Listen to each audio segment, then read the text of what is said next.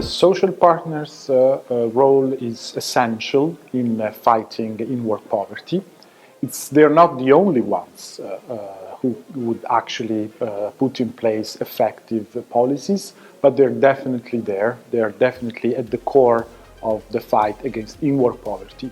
How to do so? Well, first of all, in many countries that we studied, social partners are the authority in wage settings, which means that the negotiations between employers and the trade unions set the minimum wages in many countries. And of course, the higher the wages, the fairer and the more just will be the working conditions for workers. Of course, trade unions and employers' associations face a lot of challenges. In recent years, we've witnessed decreasing levels of union membership. We also witnessed a decentralization of collective bargaining. We also have seen an increase of flexible arrangements of work, casualization of work, part-time workers, atypical workers. All these situations undermine the role that trade unions in the first place, but social partners in general, can play in fighting against in-work poverty. Nonetheless, there's plenty of opportunities for social partners to improve their effectiveness. One first level is connected to the awareness and knowledge of what in-work poverty means. It's a complicated concept, the one of in-work poverty. So social partners will be asked, need to cope with the understanding of this phenomenon and all the factors that are behind in-work poverty.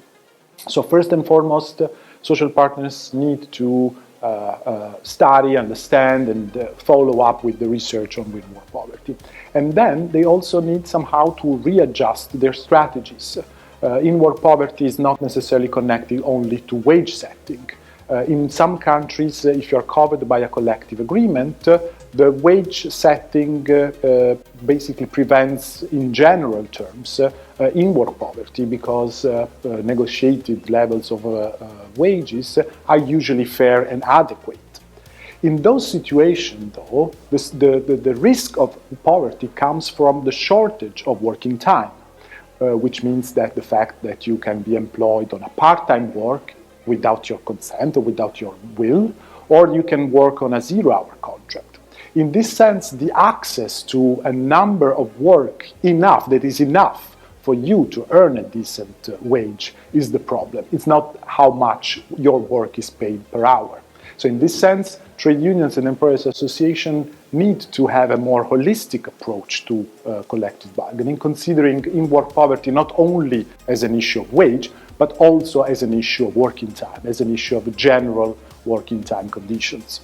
And another challenge is to think also beyond labor, to think that what happens in the workplace is strictly connected to what happens outside the workplace. So it's important that trade unions, while addressing their campaign against in-work poverty, reach out to other NGOs, other stakeholders, and I'm thinking of associations of tenants fighting against increases of rentals, and I think about local labor movements fighting for social justice in their cities, in their neighborhoods. These are all important strategies that will make trade unions and in general social partners more effective in fighting in-work poverty.